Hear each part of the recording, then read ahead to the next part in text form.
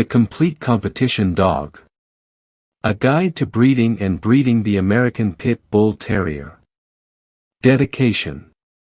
This book is dedicated to the late Jim Bailey, who was a great personality at the kennel. Willed side in the beginning, but who unfortunately never lived to see the results of his effort, and also to Old Rock and Pete, the two old warriors who were our early bulldogs, and encouraging us to admire the American Pit Bull Terrier bred for competition. They made possible everything else that followed, including everything that is written in this book. Notice: the stories and interviews in Part 1 of this book are pure fiction, published solely with the aim of entertaining the reader. Names, places and incidents are used fictitiously, and any resemblance to actual persons and events is purely coincidental. None of this book is intended to encourage or support any illegal activity of any kind or to violate the Animal Welfare Act of 1976 or federal law.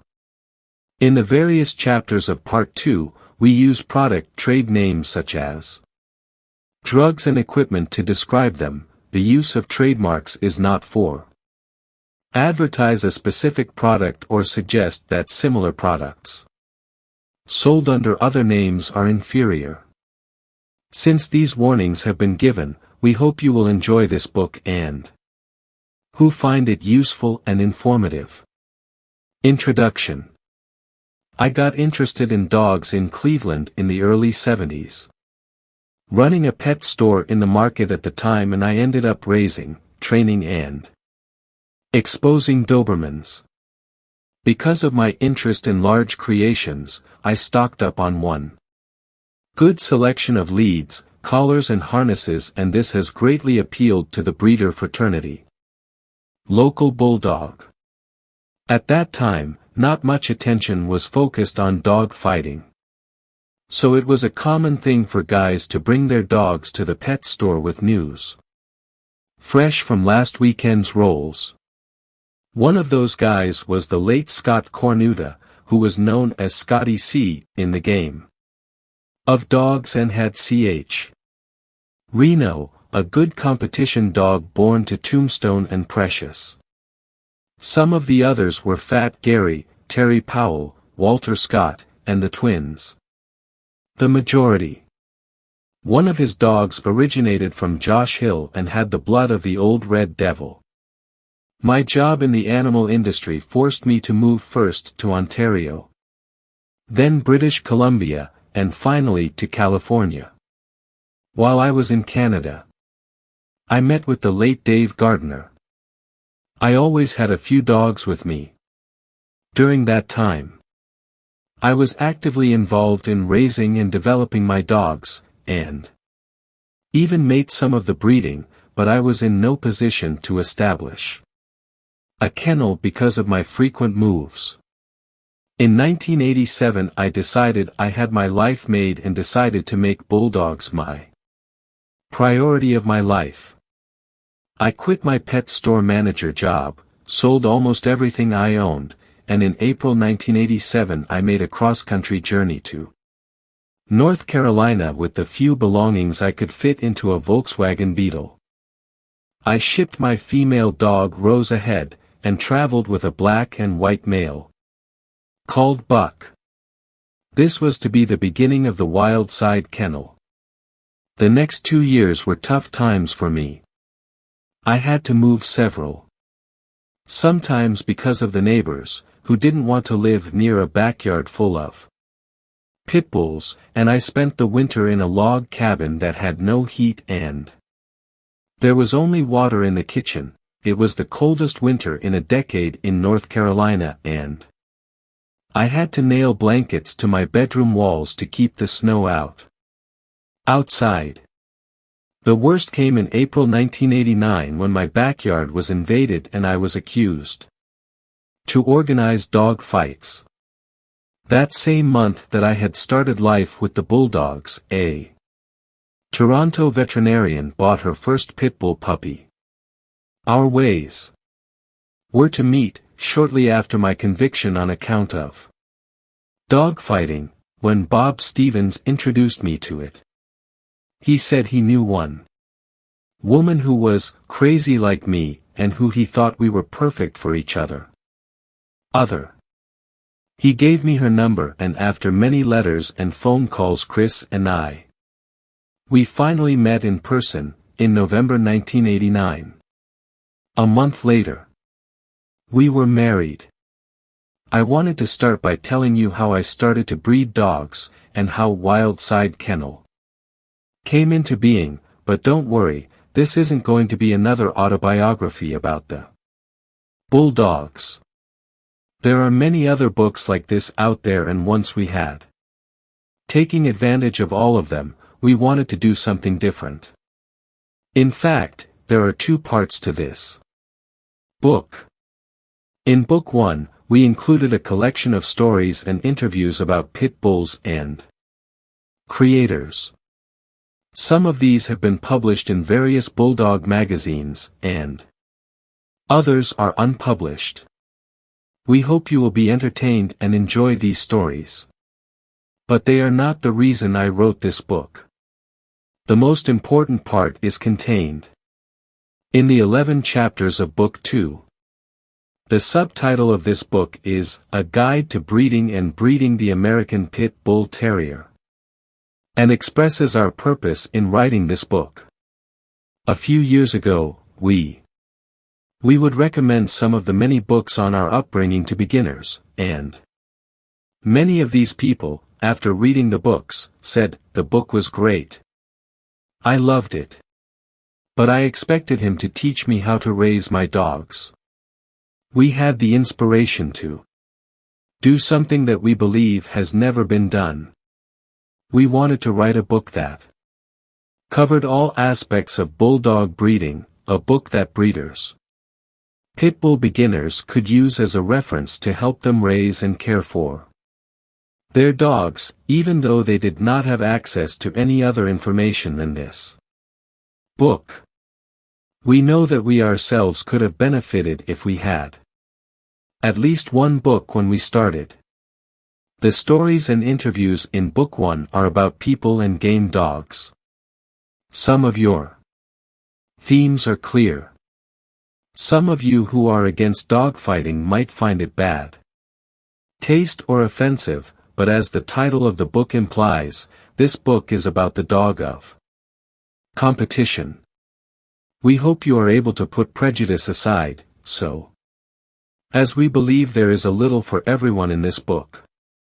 If you don't like to read about dogfighting, just skip Book 1. We've also included 200 our collection, as well as photos sent to us by breeders around the world. Some important pedigrees of today's dogs, as well as an extensive list of sources to get information and books about bulldogs, not just from our breeding, but about dogs in general. The book you hold in your hands is the result of 5 years of hard work, trying to put into easy-to-understand form everything Chris and I learned in our years at business. This includes research knowledge of all books and journals that we could get, tips from other successful creators, and things we learned the way more difficult, that is, trial and error. We hope we have been successful in this effort. That readers find this book useful, informative, and that you all enjoy reading this book, just as Chris and I enjoyed writing it. Ed Farron. April 19, 1995. The Complete Competition Dog. Book 1. Chapter 1, The Prison. It all began at 4:30 or 5 o'clock on Saturday afternoon, April 23, 1989, my partner Jim Bailey was feeding the dogs and cleaning around his houses, and I was standing on the front step of our trailer with a Coors beer. My fourth of that afternoon, in hand. After that, all I saw was that all hell broke loose. A white van pulled into the yard with a handful of other vehicles behind. To the truck doors opened and a large SWAT squad appeared, like those things you only see on TV. In floor. What?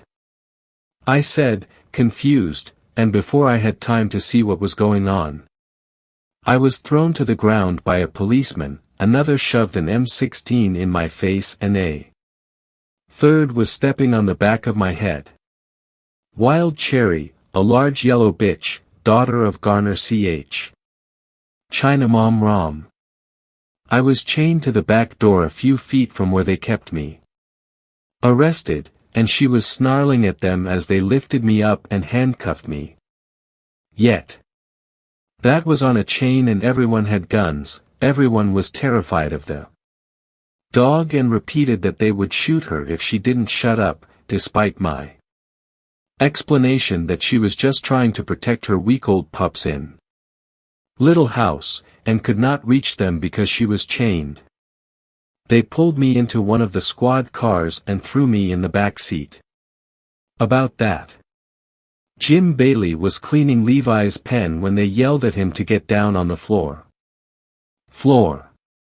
Levi was a 9-year-old dog born to Wood Snooty and he loved people. He was excited by all that commotion and somehow wrapped his chain around Jim's ankle, and started dragging him in circles. Jim was yelling, "Somebody take it off. This damn dog on my leg." They managed to separate Jim and Levi and put Jim in another squad car. One of the vehicles accompanying the SWAT car was from the local news network, and were filming everything. That night, one of the things they showed was Jim Bailey lying in the floor, shaking his head and mumbling. What he was saying was, "This doesn't make sense, getting arrested on a Sunday afternoon while cleaning up dog poop." As soon as I sat handcuffed in the car, the SBI searched the interior of the trailer, looking for drugs and dogfighting paraphernalia, and loading our belongings into boxes. When I say they searched the place, I mean it literally. They knocked things off shelves onto the floor, ripping out drawers and throwing the contents into a pile, wrecking the place in general. Many of the things we had were damaged or lost by them. Another cruiser appeared in the yard and I was surprised to see Roger H. sitting there, handcuffed in the back seat. Roger waved hello and the two of us stood there, waiting to see what happened. I was the last to find out that Roger was sitting in his room watching TV with her 3 babies when SWAT entered her house with M16s, screaming with him and throwing him to the ground, terrorizing his children. 2 animal control vehicles pulled into the yard and the officers began to restrain my dogs with security poles, taking them out of their chains and boarding compartments in both vehicles. One of the cops came to the car where I was and asked if there were any dogs that could be put in the same cage, because the vans had few compartments. No, I said. They would fight. What about these little black puppies here? He asked, pointing to Miss Rufus, daughter of Hargroves Rufus, and June Bug, a bitch daughter of Norman Ch. Jr. I explained that these were not puppies but adult small dogs and that they would fight if they were put in the same cage. He waved and walked away. Less than 5 minutes later I watched in amazement as security control officers animals put first Miss Rufus, then June Bug, for the same compartment and closed the door. It took 30 seconds for hell to break out inside that box. The back of the truck started to shake, and I was frankly banging his head against the window of a police car, trying to get attention of someone while the bitches killed each other inside. Someone would say that after all these years the self-styled human societies have confiscated our dogs to avoid what they call animal cruelty. They should first learn to humanely separate two fighting bulldogs. When someone finally noticed the commotion going on, the officers pulled the two dogs, who were yoked together and struggling violently, out of the van through the hind legs, and parted them, doing much more injury thereby than the bitches could do to each other. So they played the two bitches bloodied in separate compartments and continued to carry the rest of the dogs. Mean Jolene's escapades that day were described in her own story, but suffice it to say, it gave 6 armed and trained officers a reason to assert your salary.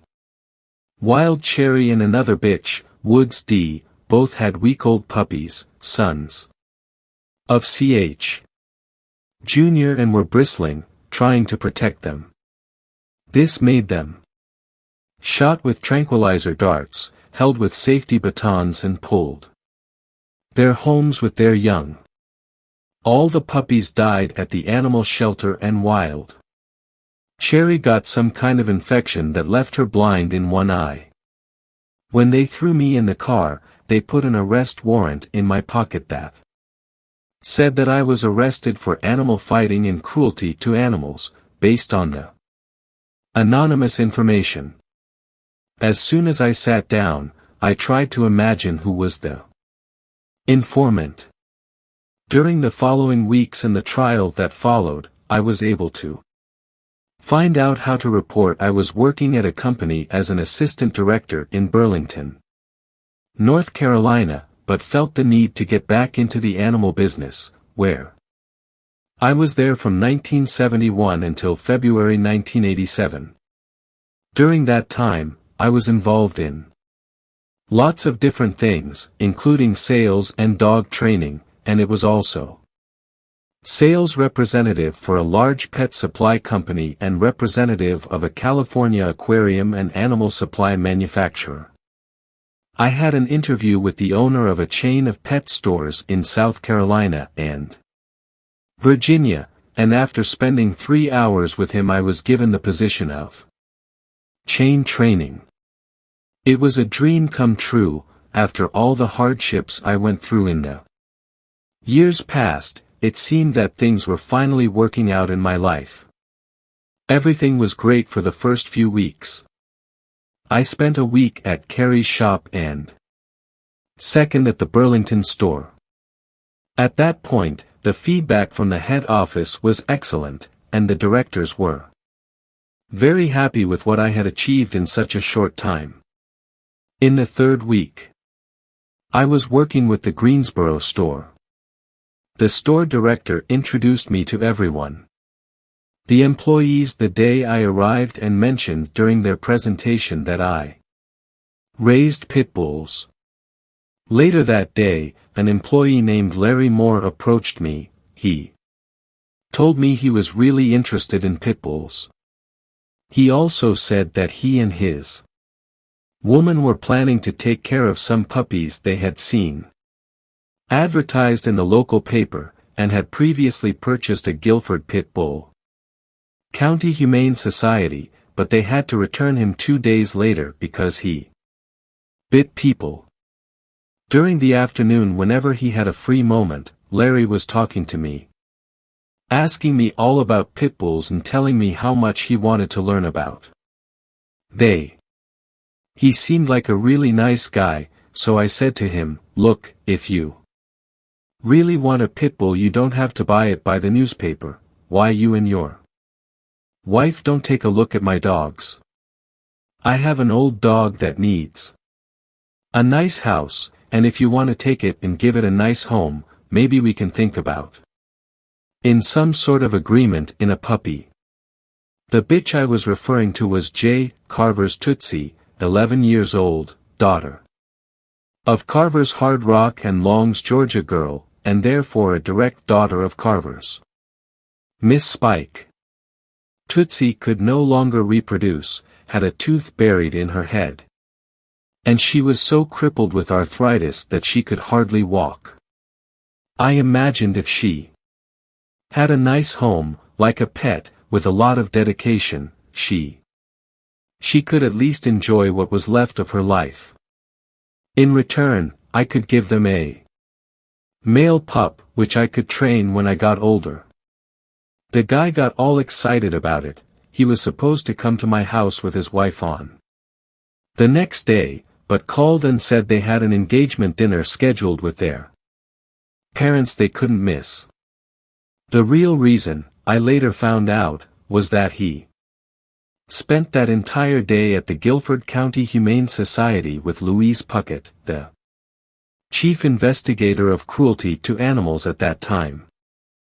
The story he had told me about getting a Pitbull from the Humane Society was apparently true, but what he hadn't mentioned to me was the poster he had seen while he was there, offering a $1,000 reward by conviction for any information leading to the arrest of dog breeders. Argument. Evidently, when he found me, he imagined he had found a lottery ticket. Mrs. Puckett helped him set a trap for me, remembering him that the reward was for conviction, so for him it was to his advantage to involve as many people as possible. Larry Moore and his wife came the following Sunday, since the trailer where Jim and we lived with our 30 dogs it wasn't easy to find. I gave him the coordinates to a warehouse very close by and I arranged to meet him there, and then I returned with him. Following me. He would later testify in court that I found him there to take him to a dog fight. After I showed them all the dogs, they said they really liked the old Tootsie. I said they could take it home and I could also give it to them a little male pup I had there named Bam Bam, son of Doc Whitley's Stubby Red and Jim Bailey's dog Autumn. They said it would. Great, and Larry said he'd be back on Wednesday for Bam Bam. He asked about books on how to raise pit bulls, and I agreed to borrow them. Him a couple of books I had. He came into the trailer with me to get the books, which he said he would bring back when he came to get Bam Bam on Wednesday. While he was in the trailer he saw our conveyor belt, which I explained I had been using to exercise the dogs. When he returned for the other dog, he not only brought with him the books he had borrowed, but 2 50-pound bags of dog food that he said he had brought it as a gift. Jim started laughing when he saw the dog food and said, "That boy is a good guy, he brought us dog food and all." After that Larry would be a regular guy on the block. He'd come over to my house 2 or 3 times a week. What we didn't know was that every time he left our home, he went directly to the Humane Society with completely fictional stories about what had happened during each visit. Now they also had the Service of State Investigation, SBI, involved in the case. A good example was the day he came back to get Tootsie. I had to go to work early that morning and had told him he'd better come early to pick her up because I had to leave for work. I put her in a box for him, helped him to put her in his car, and he drove away. That's exactly what happened.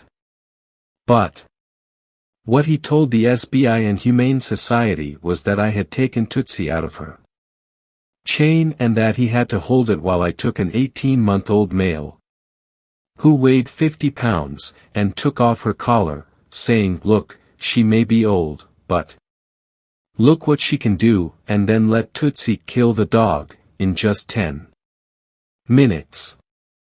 He also told them that afterwards I threw the young dog's corpse over a barrel and told him I was going to cut him up to feed the other dogs later, to increase his bloodlust. One Sunday, Larry showed up while Jim Bailey, Roger H., and I were busy fencing our yard and offered to help us. Our mayor had asked to. We do this, not to stop our dogs from going out, but to stop the dogs. Neighbors to come in, because some of the neighbors had complained. Some time later, Paul H. arrived and we all spent the rest of the afternoon surrounding the entire property, drinking beer, talking nonsense, and having a good time. Paul had a big dog named Sparky. He was a fierce dog, really rude that. He could really bite, but he wasn't really a fighting dog. He was the first bulldog that Paul had and was his pet. I was joking with Paul naturally about Sparky, and playfully challenged him with a dog I had called Petey. Petey was a big black son of Ch. Chinaman who had their teeth destroyed by biting rocks.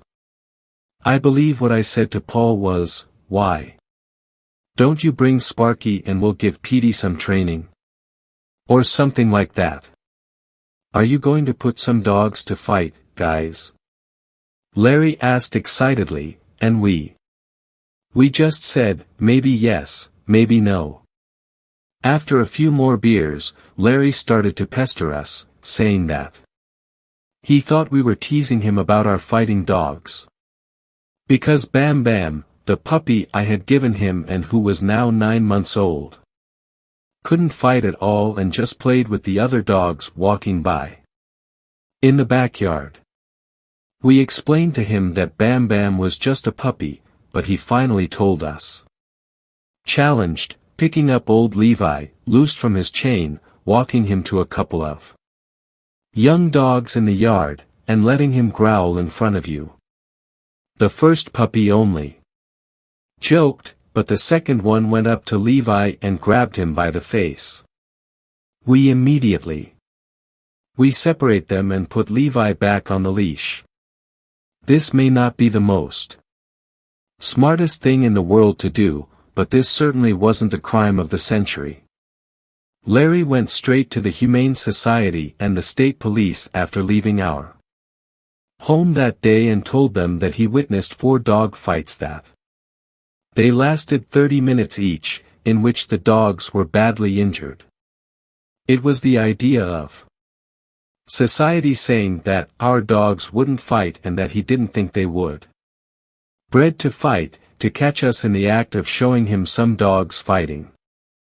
He also told them that we were going to have a big dogfighting convention Sunday, and based on what he had said about this big lie, the Society, Human Resources and the State Investigative Service made preparations to organize a major operation during our dogfighting convention. In fact, they really wanted to wait, to get more fighting dog breeders of the location involved, before they planned the arrest, but the snitch was really encouraging them. He said that I was a very violent person and that his life was in danger. The truth, probably, was that he was getting impatient to get the reward money. We saw Larry one more time before the arrest. He showed up at our house on Tuesday fair with a large Doberman pinscher. Bailey got out of the trailer, looked at the Doberman and said, "What are you doing with this dung-eater?" For Jim, any dog that doesn't was a Pitbull, it was a dung-eater. This dog is worthless and I don't want him anymore. Why don't you let one of your Pitbulls kill him? Larry replied. This was also something the Humane Society had told him, to try to get more evidence against us, evidently in their determination to arrest some creator of a cruel, heartless dog. They thought of putting the Doberman down with a horrible death. We told him no, we couldn't do that, and he said, "Come on, I'm going to kill the dog anyway, why don't you let Stabber there eat him?" I told him that doing something like that would be very cruel, and I refused. Bailey might not be the nicest person in the world, but even he told Larry to Take the dog off our property, saying, this damn dog can bark so loud that they would listen there in City Hall. Well, I guess I'll just stick his head out the window then. Car and let it be cut off by something, because I don't feed this one anymore. Son of a bitch. Larry said, and left. Bailey and I commented between ourselves what an asshole. Stupid the guy was, but I didn't think about it anymore. Larry called me later that week, wanting to know if everything was up for Domingo, and I told him that Paul and I had just been playing and weren't going to really put any dogs to fight, and I cut the short. He really had turned into an asshole, and I was sad to have lived with him, of course, not so sad as I would be in a few days. Because of what the snitch had told them, that I was dangerous, I was armed, and I was a big cocaine dealer, as well as a breeder of fighting dogs. The police entered my property with a SWAT and air support. They if placed in position early Sunday morning, and held the place under aerial surveillance, ready to go in, as soon as the big, dogfighting convention began.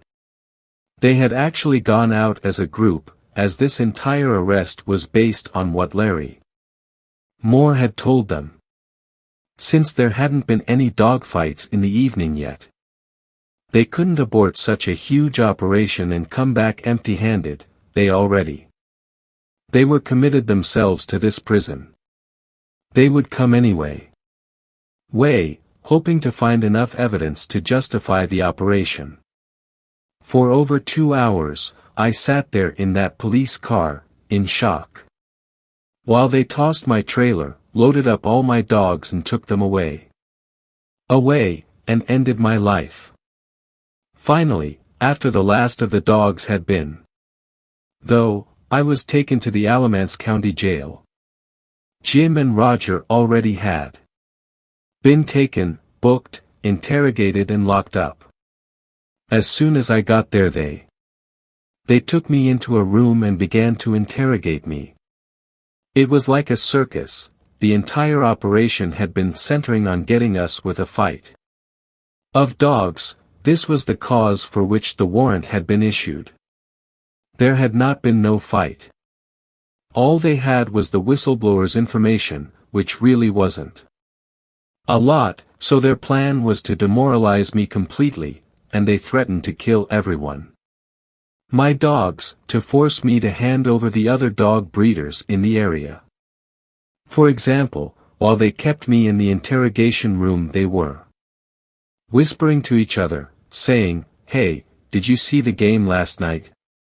So they kept giving me dirty looks, and one of them said to me, "I'm sure you are interested in other things you consider sport, like letting 2 dogs kill." They kept telling me over and over again that unless I cooperated with them, my dogs would all be killed.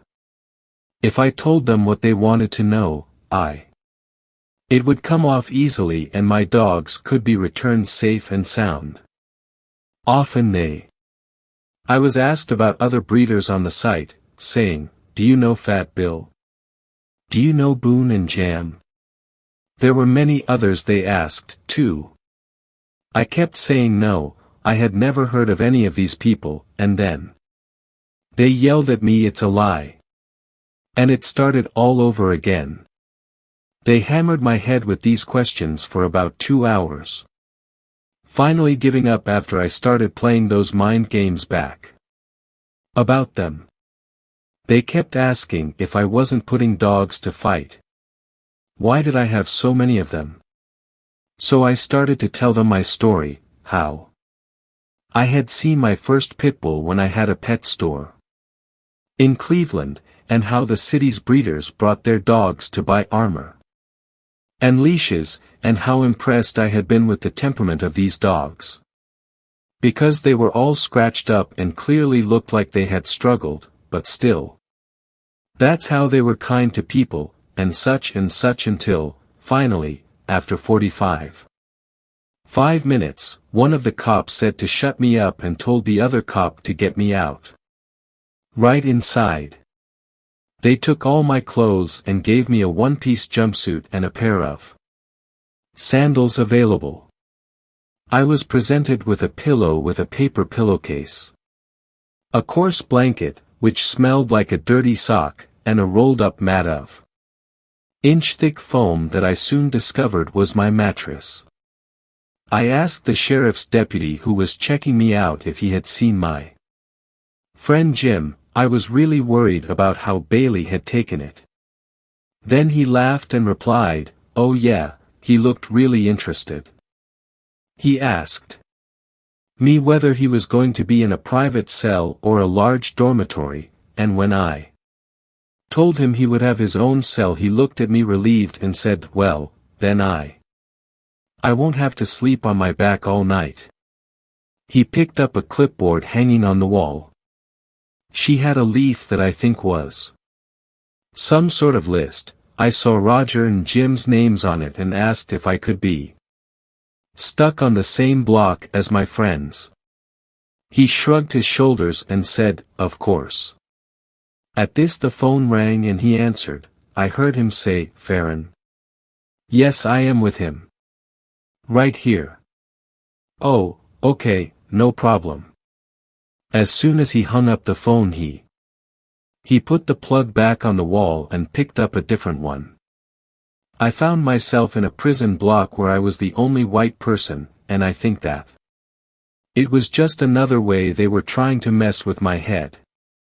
The assistant took me to my cell, which was a small cubicle with a bathroom, a metal bed and a closed door behind me. I climbed into bed and tried to get some sleep, but my mind was spinning. I was thinking, this is it. My life is over.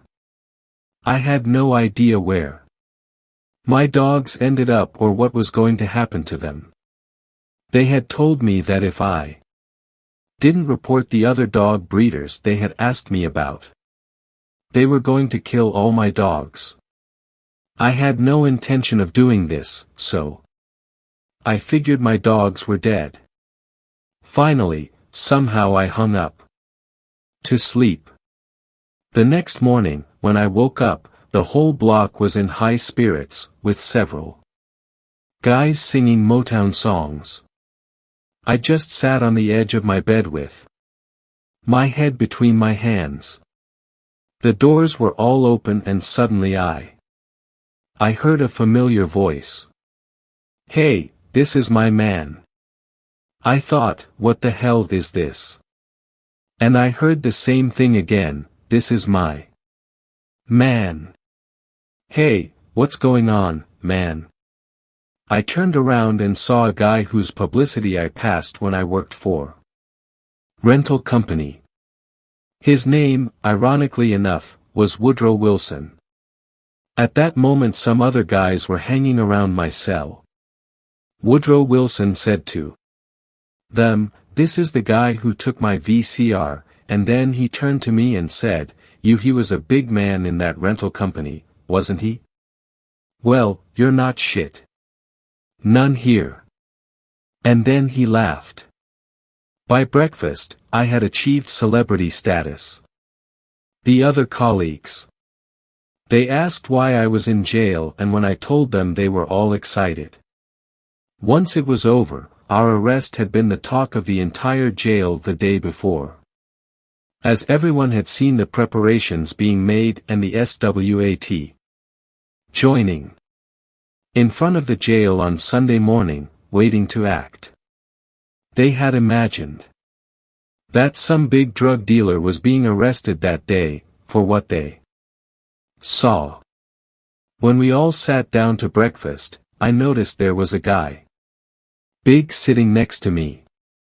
He must have weighed over 300 pounds. "Your name?" It was Bubba, and everyone at the table was feeding him. I was sitting there, pinching my food, when I heard a very deep voice next to me saying, "Hey, are you going to drink your juice?" I replied, no, and he said, "Can I have it?" I told him to go for it, and the next one.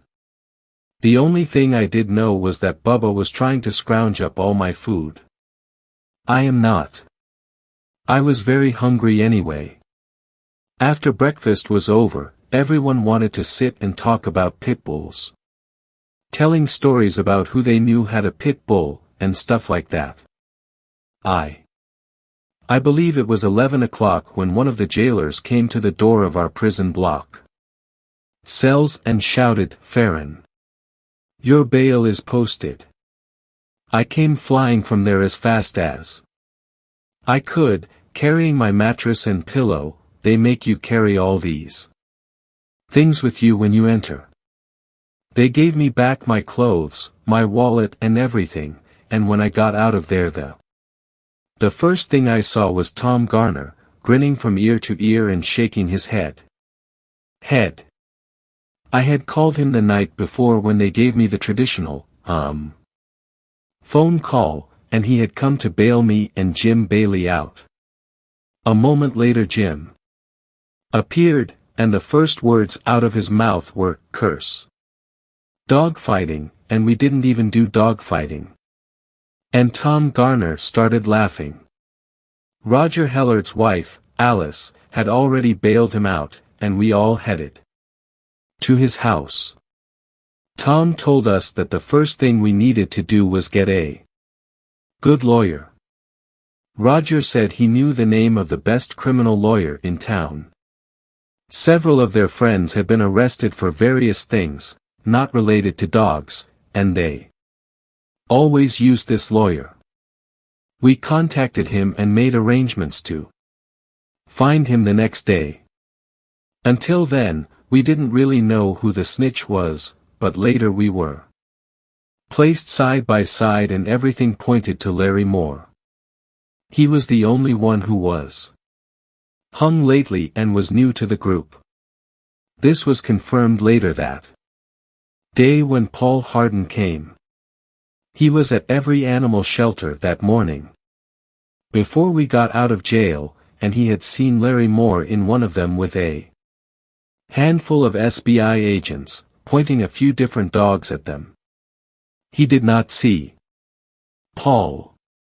Paul had seen most of the dogs, and told us how they were doing. Some of them were really scared. For example, poor Garner's Ronnie was dragged in the corner of its concrete guide and got hurt.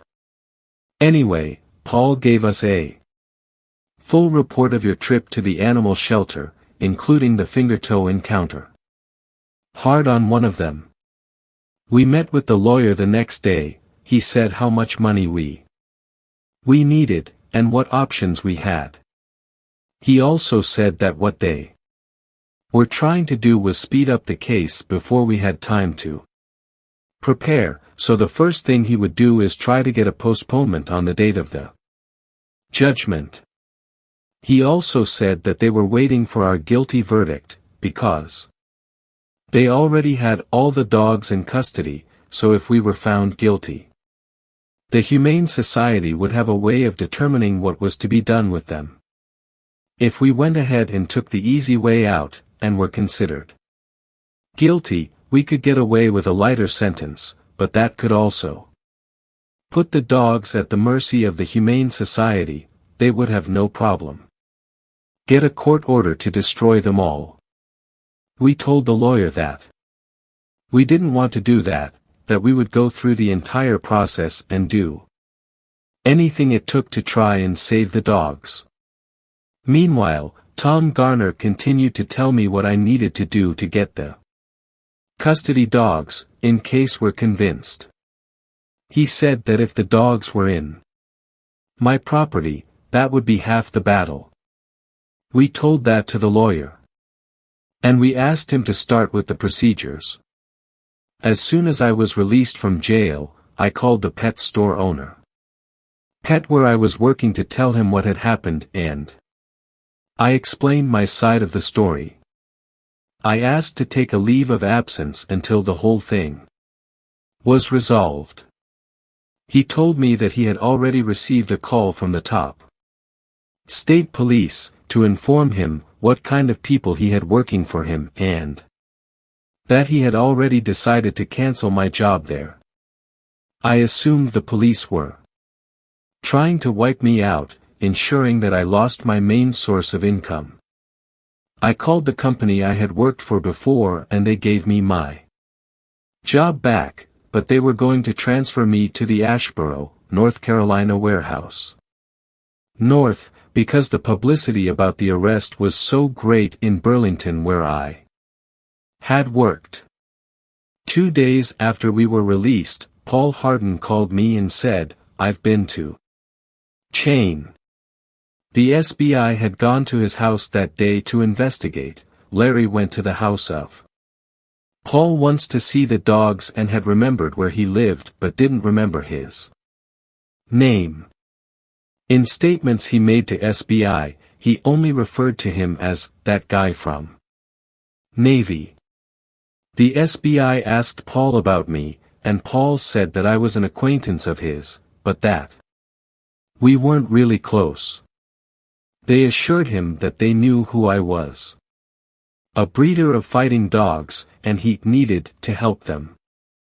They became very belligerent and insistent when he was uncooperative, and finally, in correct version of Paul Hardin, Paul told them, "What the hell are you gonna do if I don't cooperate, arrest me?" He then informed them that, as far as he knew, the conversation was finished and that they were encroaching on his property, so they left. 2 hours or so later, they returned with a warrant for Paul's arrest. We called our lawyer and told him we had one more for him. Defend. Officials encounter some problems with Pitbull seized. By Jim Wicker, Time News.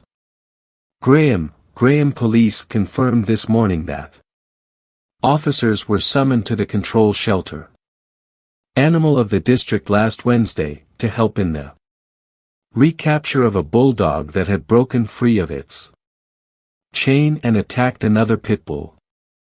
Graham Police Captain Gary Young said that patrol officers helped break up the dog fighting, which started when one of the pit bulls escaped from its cage. The dogs were struggling with the cage bars between them.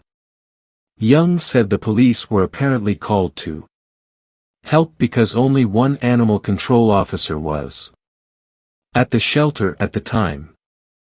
Assistant County Administrator Rick Honeycutt has been focused on supervising officers of animal control since the suspension, 2 weeks ago, of the Director of Animal Control, Bob Bullard. He said this morning that he did not know that the police had been called to the shelter. But, Honeycutt said, the shelter was understaffed that day because an officer was absent on account of illness and another absent due to an illness in the family. Honeycutt said that 2 of the 37 pit bulls who were apprehended on April 23 along with 3 men from the area of Mebane because of cruelty to animals, will be transferred to Durham Animal Shelter today or maybe tomorrow. Honeycutt said the county attorney gave, on Friday, fair permission to transfer both dogs to Durham to help maintain security. The Burlington shelter has been helping the county since start by housing 13 of the pit bulls.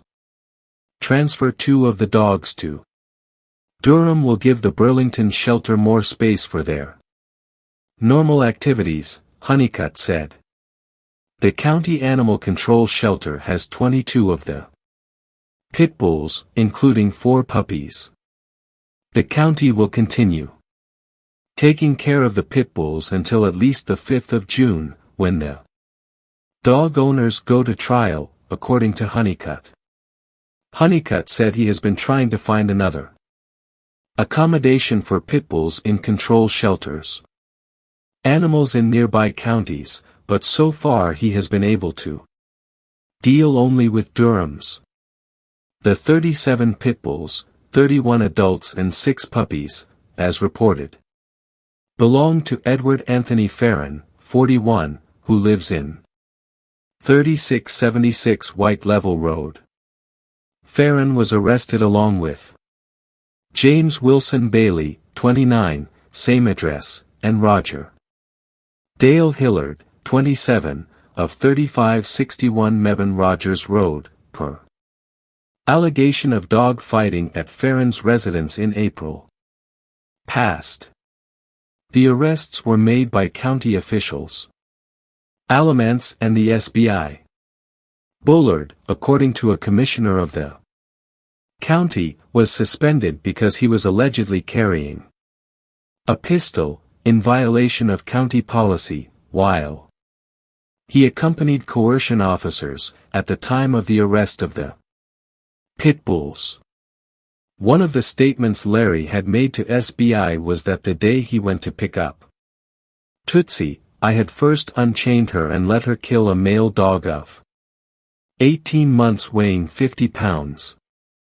Tom Garner kept emphasizing to me that my lawyer needed to make sure Tootsie was taken into custody and kept safe, in a veterinary hospital or in one of the animal shelters, because she was very important for our defense. If she had really fought for 10 or 15 minutes as the snitch had claimed, she should have had scratches and scars to confirm this, and we could show that at that advanced age she wouldn't be able to hurt a dog in a fight, let alone kill a larger male. My lawyer assured me that he could arrange everything with the prosecutor and told me not to worry about it. We finally convinced the lawyer to go to trial and try to get the release of dogs. Tom Garner had offered a discount if we could get them out. In the weeks since the arrest, the newspapers and TV were full of stories about how, through lack of training and the ineptitude of shelter employees, the dogs were running and fighting each other through the bars, and as in many cases they had then calling veterinarians to suture dogs injured in these accidents. Our attorney chose a day when he knew the prosecutor who was concentrated on the case he would be out of town to go to court and try to get the dogs were released. In place of the promoter of the place was a promoter, really soft, who used to look like a complete ass at court. Our lawyer pointed out to the judge that he was costing the county a large sum of money to house all the dogs, and that the dogs had arrived at the shelters in better health than they were now, just as they were munching on quarrels, etc. He suggested that I was obviously more capable of caring for the dogs than the shelters. Of animals, the dogs were divided between 3 different shelters in 2 counties. Because there were too many for a shelter to take care of, and that it would be possible to save the money county if the dogs were released to me. He said I was wanting sign a waiver and hold me responsible if any of the dogs escape while was in my backyard. When the judge started to agree with him, and said, I understand your point of view, too. Prosecutor changed her mind, she got completely irrational and emotional and she started to argue with the judge. My lawyer turned to me and said, this bitch. Get alone, you never argue with a judge. We got the dogs. Several animal control officers from Alamance were appointed as witnesses, as they had been in my backyard a few months earlier when I had issues with one of my neighbors, a county commissioner, about the dogs. None of them had anything negative to say about me or my dogs, each one of them stated that the dogs were in excellent health, adequately housed, etc. This was killing the prosecutor. She tried to win by saying my dogs were a threat to the community, and if any of them escaped, the people of the community could be in danger. The end result was that we got all but 5 dogs released. Levi went withheld because the prosecutor claimed he was definitely a fighting dog because of her cropped ears. They could not release Barney, a young son of Gr.ch. Spike, who was only 11 months old and had no marks on him. They kept Stabber, because the snitch had mentioned him repeatedly in the statements, and they also kept a son of Ch. Jr. named Satan, who owned by Jim Bailey. I think they didn't get much wrong on this one, as Satan was covered in scars and had his ear split in approximately 4 places. They also kept one of Paul's bravest dogs, a small female named Boots, who was a sister of another bitch who would later be known as Wade Ch. Sadie. Boots had a leg that was stunted and deformed, a defect of birth or injury as a puppy. The prosecutor declared this to be damage of struggle, and even though there was absolutely no basis for that statement, they refused to release this bitch. The day they brought all my dogs back, the whole local press was there. They took pictures and interviewed me and printed some surprisingly amazing articles. Positive in the next day's newspapers. The animal control girls were all friendly as they could be about it, happily carrying dogs around the yard and asking, "Where does this one go, Ed?" Or, "Where did we put that one over there?" I was quite happy to have the dogs back in the yard, since I had been arrested. I had stayed at my friend Jamie Foxx's apartment in Greensboro because I didn't. I could get up in the morning and see all the empty chains. Bailey had stayed in the trailer, and she would visit the dogs every other day. I didn't go because it destroyed the fact of seeing them all locked up in cages. Jim could visit them and come back laughing about the way Mean Jolene was trying to bite everyone through the bars of her cage. I had decided to take financial responsibility for all legal costs, to take the pressure off Paul, Roger and Jim. Paul and Roger had their families to care for. Paul had 3 small children, and Roger had 3 or 4 children as well. I told them I would take care of everything and try to get some financial support. I borrowed money from my parents and my brother, and several other breeders also contributed to our defense fund. Fat Bill, Boone, Barney Fife, Jim Hart and several other people helped. Bob Stevens managed to get several people who he knew sent money, and Tom Garner, who had already done so much to help, gave me a check for $200 for legal costs. I was working on Ashboro warehouse and keeping costs down as best he could. Our lawyer was handling the case and a June 5th trial date had been set. No. There was much more to do than wait for the trial. With the trial date fast approaching, Paul Hardin, myself, Jim Bailey and Roger Hellard, we sat down with Tom Garner and he gave us some advice on how we should forward our defense. Preparing the case, our lawyer asked if Larry Moore had actually seen us putting dogs to fight, like he had declared it, and we told him no, which was true. The only thing that he really saw it was when we let old Levi growl at a couple of youngsters. Male dogs in the yard, and one of them bit him. Anyway, as mentioned before, Tom had emphasized that we needed our attorney to get J. Carver's Tootsie under some sort of protective custody at a vet or something. Tootsie was our big ace in the playing cards, because the 2 biggest charges against me involved the incident where Tootsie was accused of killing another dog the day the snitch came to pick her up. Us. We planned to bring her to court as evidence because if she had killed 1 dog in 10 minutes, as he had claimed, she might have had some scars from the fight. A dog that was being killed would have bitten her face, at the very least trying to get away from her. Our attorney assured us that Tootsie would be safe and available to us when the judgment date arrives. Dogfight verdict expected. Defense denies Alamance allegations. By George Hunter. Graham, when authorities entered the house.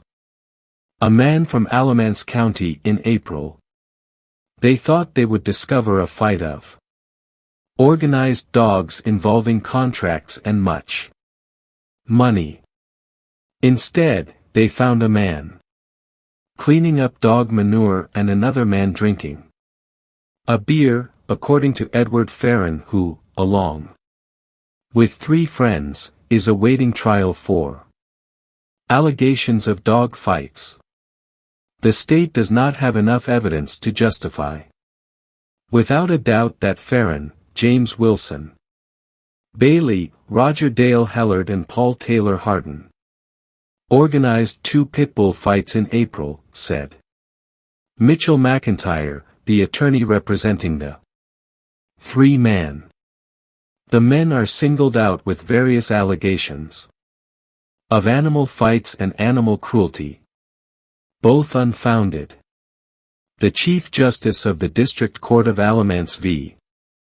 S. Sandy Harris will preside over the case today.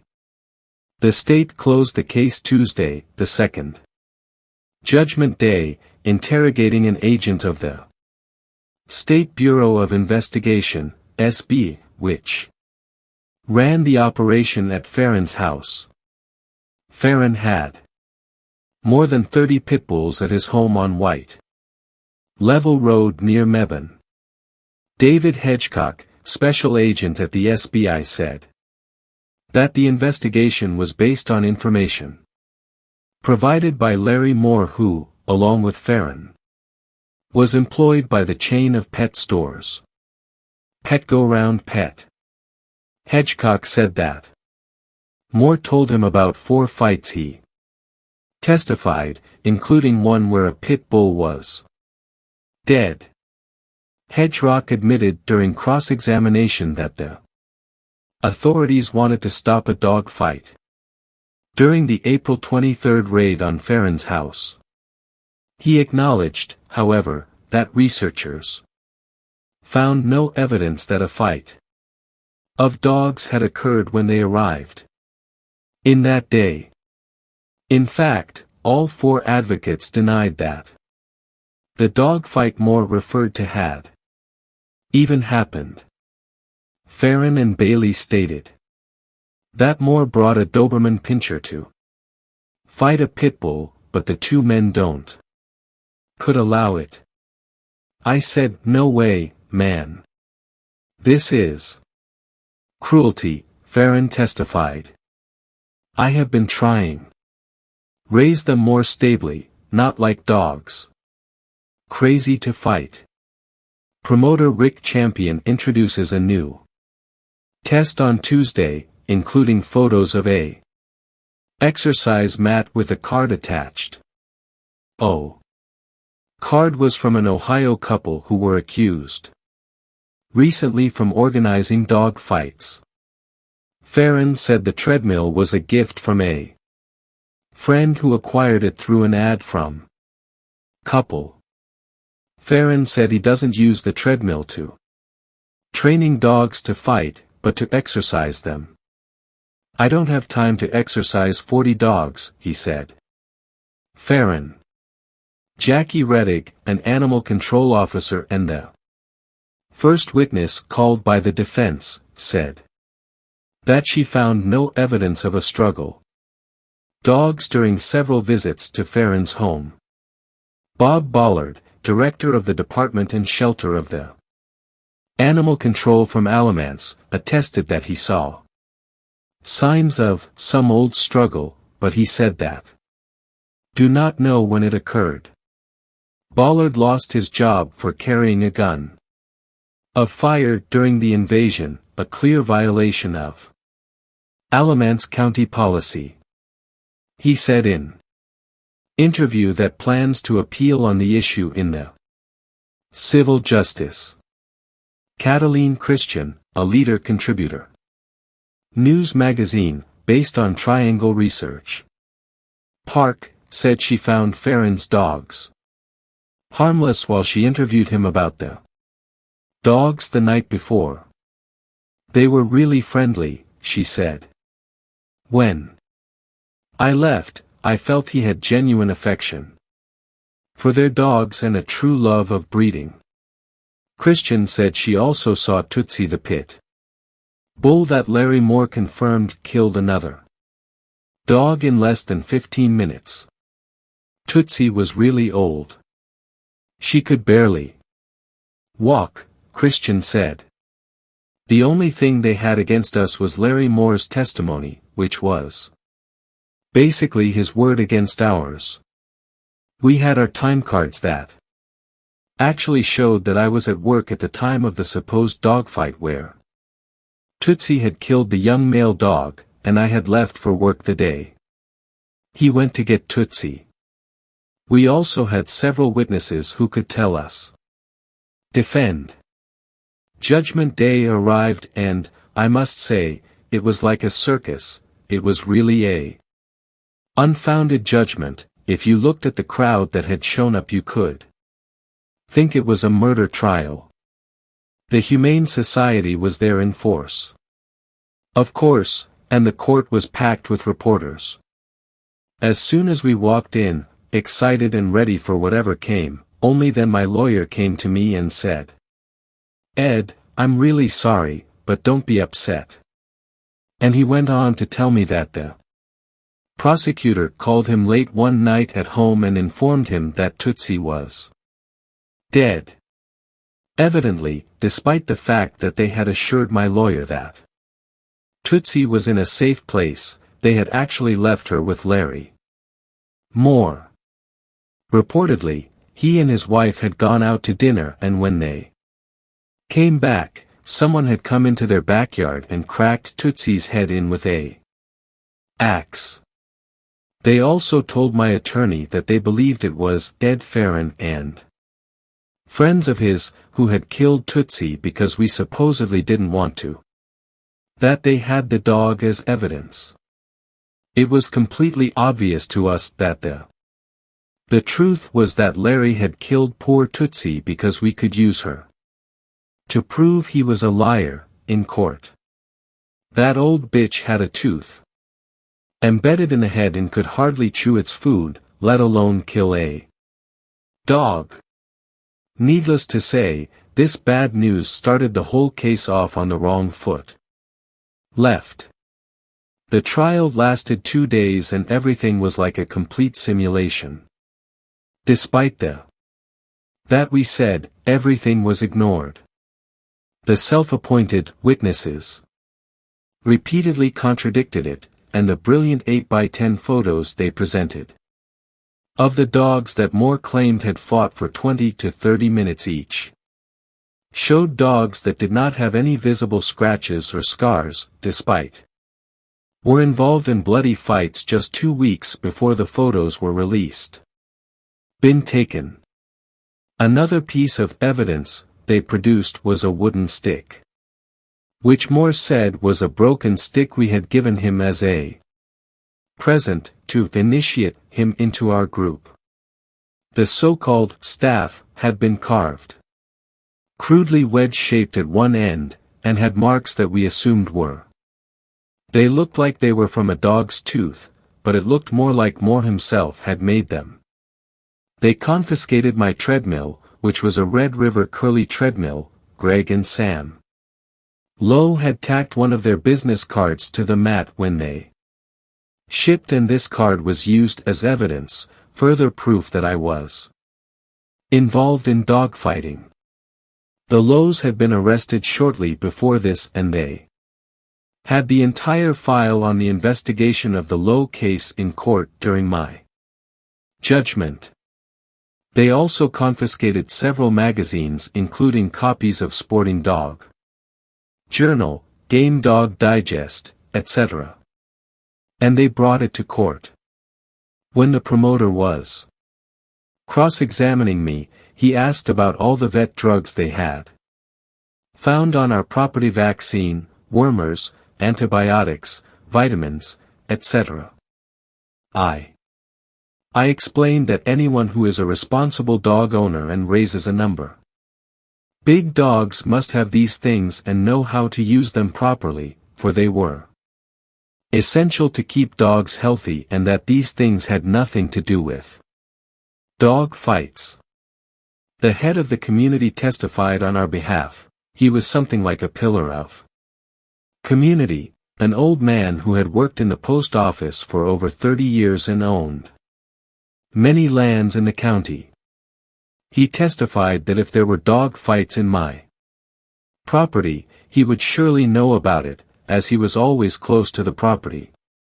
Moore had testified that I was a big drug dealer and had $100 stacks on my coffee table when he came to my house. No drugs of any kind were found in the raid, and when it was asked what my community chief said, that if this were true, I would be able to pay my rent on time. He also attested to the fact that the cleaning where the fights allegedly took place on the property did not exist. 2 animal control officers testified that all the dogs they saw in my house were in good condition, and there was no evidence of any illegal act. These were officers who had come to investigate complaints of dog barking several months ago, before my arrest. A reporter for a newspaper outside the area also testified to our favor. She had interviewed me and visited my backyard while researching for a very positive article about Pitbull she wrote. She testified that she saw old Tootsie 3 months before the arrest, and noticed that the dog was very weak at the end of old age, and when he saw her he remembered her 12-year-old German Shepherd who had arthritis at the end of life. She said she couldn't imagine Tootsie fighting any thing, because she was struggling. There were few occasions during the trial that would otherwise be funny circumstances. For example, Larry couldn't remember Paul Hardin's name and spoke that Navy guy all the time. Paul would later take it as a nickname when he first established himself in the dog business. When Paul was on the stand, the prosecutor asked him, "Have you ever wondered why Mr. Farron had so many dogs?" "It's him," replied. "Yes, I have."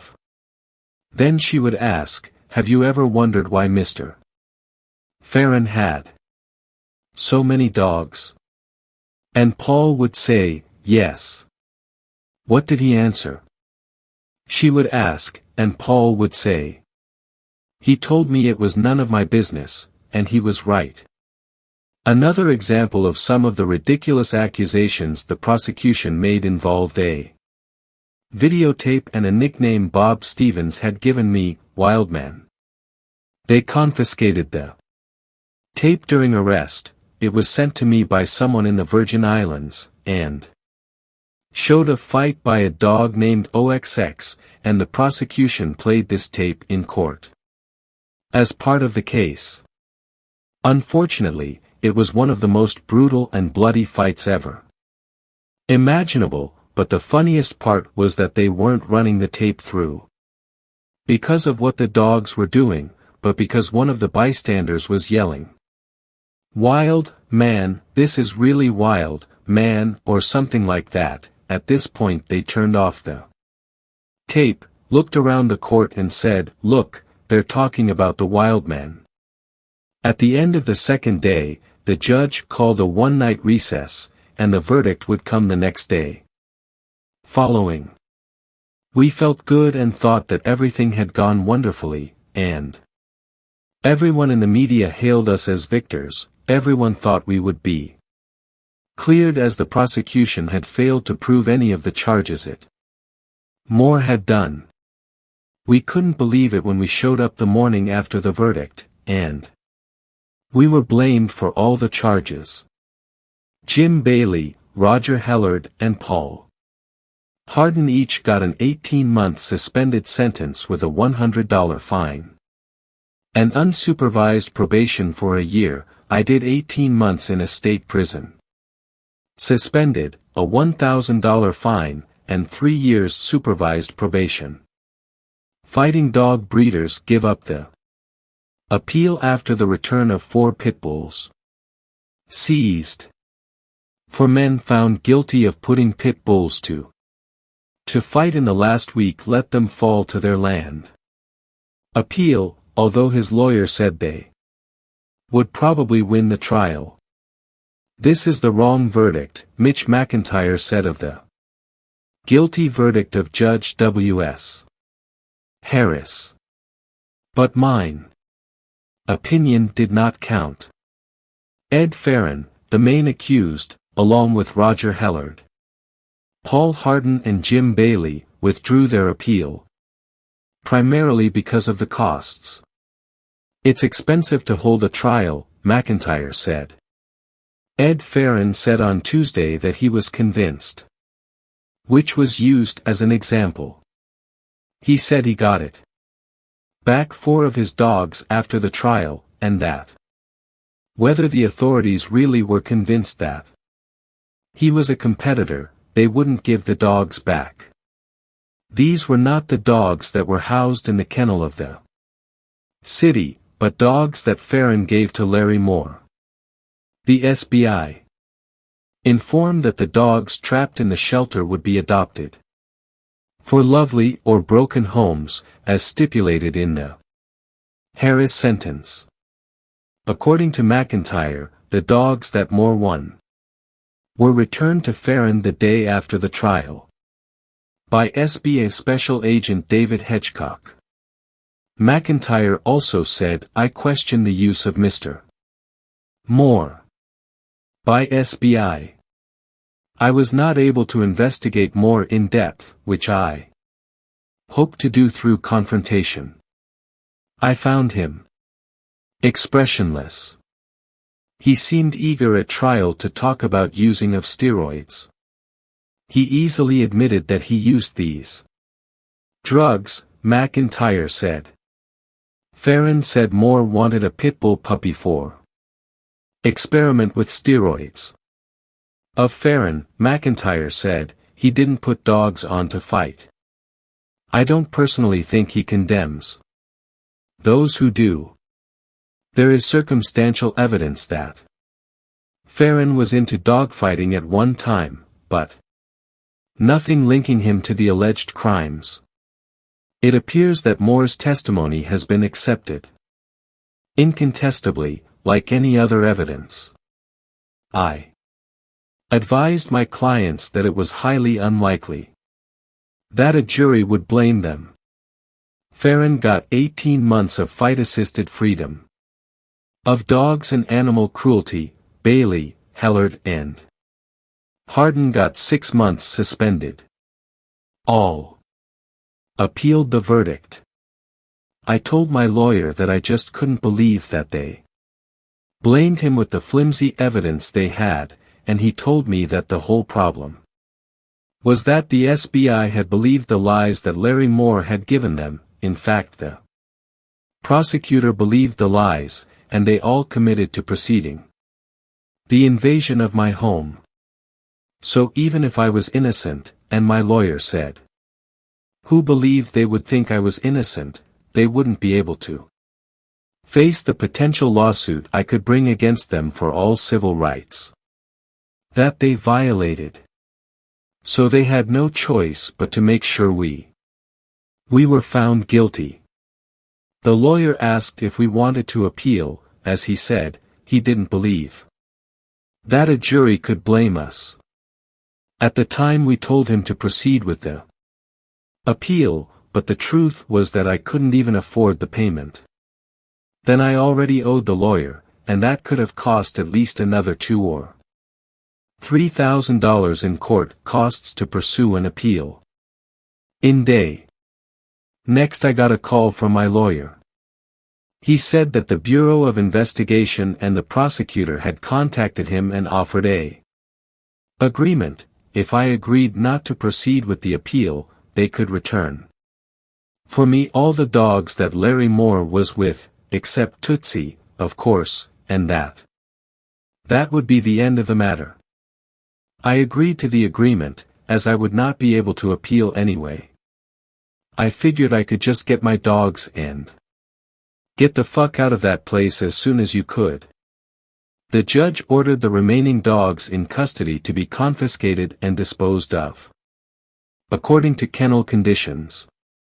They released Paul Harden's bitch to him. As she did not belong to me and a veterinarian determined that her mutilated leg was result of a birth defect rather than battle damage, but old Levi, a son of Wood Snooty, was euthanized, as was Jim Bailey's dog, Satan, a son of Norman C.H. Jr. A puppy named Barney, son of Gr.Ch.